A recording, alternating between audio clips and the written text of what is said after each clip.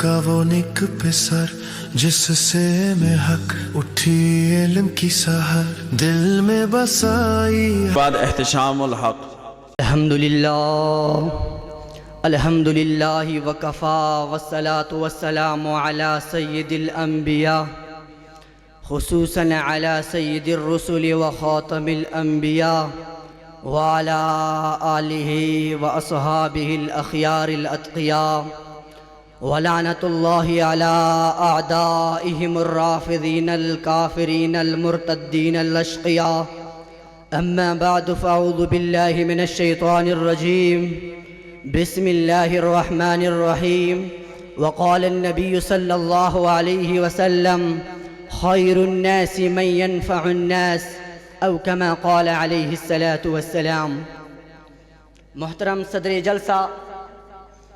اور محترم اساتذہ اکرام، السلام علیکم ورحمۃ اللہ وبرکاتہ۔ ہمارے پیارے نبی آمنہ کے لال، آمنہ کے لخت جگر، آمنہ کے نور نظر، نبی الحرمین، سرور کونین، محبوب رب المشرقین، جد الحسن والحسین، امام القبلتین، سید العارفین، سید الساجدین، سید الاتقیاء، راکب بحر و برنت کشیریں اثر، طیب و طاہر، مزمل و مدثر، فصیح اللسان، بلیغ البیان، مدینہ تاجدار، قافلہ سالار، مقصد کائنات، مقصود کائنات، بہار کائنات، حسن کائنات، فخر کائنات، فخر موجودات، خیر الورا، بدر الدجا، شمس الضحیٰ، حضرت محمد مصطفیٰ احمد مجتبیٰ صلی اللہ علیہ وسلم فرماتے ہیں خیر الناس من ينفع الناس، کہ لوگوں میں سب سے بہتر وہ شخص ہے کہ جس کے سب سے زیادہ لوگوں کو نفع پہنچائے۔ تو آج میں اس حدیث مبارکہ کی روشنی میں ایک ایسی عظیم ہستی کا ذکر کرنے آیا ہوں جس کی زندگی سراسر دوسروں کے لیے نفع رسانی کا ذریعہ ہے، جس نے علم کے ساتھ اخلاص اور سیاست کے ساتھ دیانت کو جوڑ کر ملت اسلامیہ کے لیے نئی راہیں ہموار کی۔ وہ شخصیت کہ جس کی نگاہ بلند نے خواب دیکھا اسلامی مملکت کا خواب، قرآن و سنت کی حاکمیت کا خواب۔ جی ہاں، میں بات کر رہا ہوں اس عظیم مرد مجاہد کی جس کا نام علامہ شبیر احمد عثمانی ہے، جو علم کی دنیا کا چمکتا ہوا ستارہ ہے،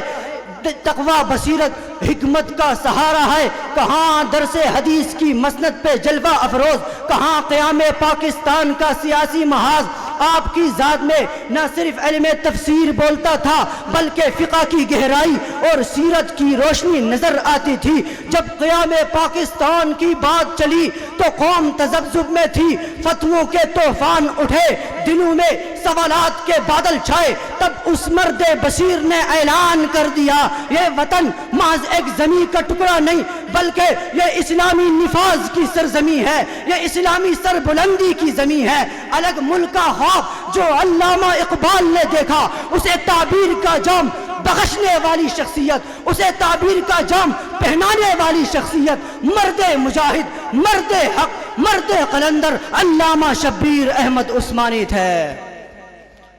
14 اگست 1947 کو جب آزادی کا سورج طلوع ہوا تو سبز ہلالی پرچم جن ہاتھوں نے بلند کیے، سبز ہلالی پرچم جن ہاتھوں نے لہرائے، وہ کوئی سیاست دان نہ تھا بلکہ وہ سادہ پوش عالم دین تھا جس نے نہ اقتدار چاہا نہ شہرت کا سامان چاہا بلکہ دی کی سر بلندی چاہی اور پاکستان کے پرچم کو بلند کیا۔ جب قرارداد مقاصد کی منظوری کا مرحلہ آیا